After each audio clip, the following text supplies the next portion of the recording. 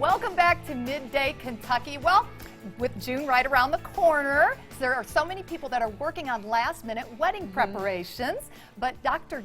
James Stillwell is with us today to discuss what you can do to prepare not only for the wedding, but for their marriage. Yes. Welcome. Thank you for joining us. What a joy to be here. Thank you for coming. My brother is actually getting married in June, and they're going through this counseling right now. Yeah. Good to hear.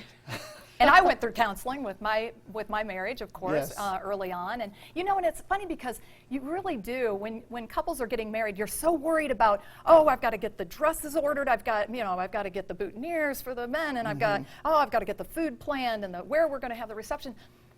And then it kind of gets lost in the fact that you really need to have the premarital counseling. So talk to us about premarital counseling. Yeah, so much of the time, all the energy goes into one day, a preparation for one day instead of preparation for the lifetime. Exactly. And this relationship, you know, you're going to wake up the next day and who is this person, you know, and to really talk through the issues.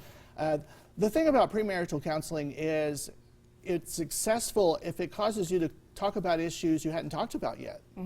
What are some of those issues that typically come up where maybe couples are surprised that they haven't talked about it yet, or it might be a point of contention? What are some of those areas? Well, it could be just about anything. Personality differences are some things you don't see until you get deeply into it.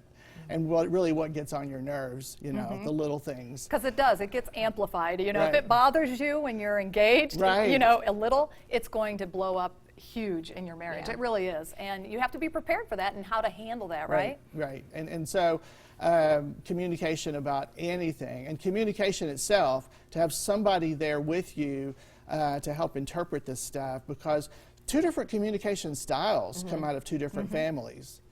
And I know you said one of the big things is setting expectations early. What are some of the areas where you need to set expectations, where maybe some of us assume we're on the same page, but maybe not? I know you said in-laws, one of them. What else? Sure. I mean, about everything. About the honeymoon. I mean, you're taking all of this preparation to get all these details right, but what are your expectations? I mean, it was really funny. I'm originally from Knoxville, so I was a Tennessee football fan, and we get married in bowl season. And so that wasn't discussed. So you were a little distracted. I'm thinking, aren't we going to watch a game?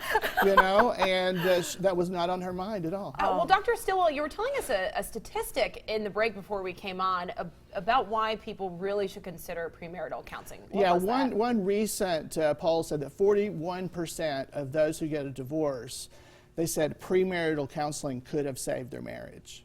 Wow. Because, you know, all the stuff they assume or they hadn't talked about at all, it kind of comes out and it blows up, and here we are. Well, I'll tell you, when we did our premarital counseling, I really did, and Doug did too, we discovered a lot about ourselves that close to the wedding, and some of it wasn't, you know, exactly what we were expecting. So, you know, it's very eye-opening, but yet it's important to address that early on. I think some of the reason people don't get it is fear that they're going to find out something. Right.